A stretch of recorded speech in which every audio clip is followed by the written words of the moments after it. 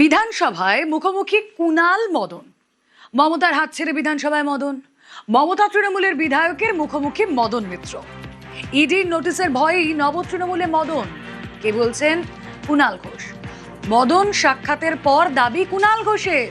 মদন মমতা তৃণমূলেরই লোক বলে দাবি কুণালের। নব তৃণমূলে মদন মমতা তৃণমূলের লোক।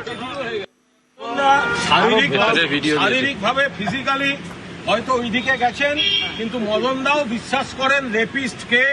মদনদার মন অন্যদিকে পড়ে আছে।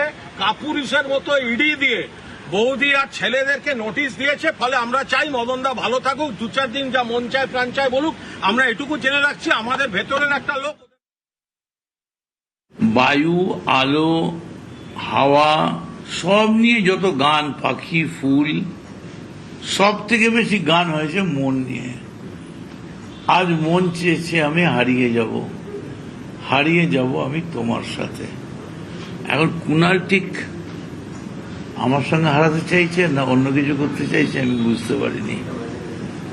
তবে আমার মনে হচ্ছে বোধহয় কুণালের হারাবার দিনটা খুব তাড়াতাড়ি, এটা আমার মনে হলো। স্ত্রী পুত্রর কথা ভেবে স্ত্রী পুত্র চলে যাবে, আমি কেন চলে যাব?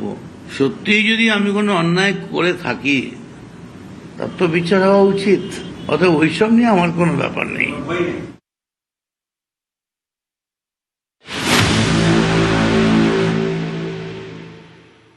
মুখ্যমন্ত্রী শুভেন্দু অধিকারী, তার প্রশংসায় মদন মিত্র।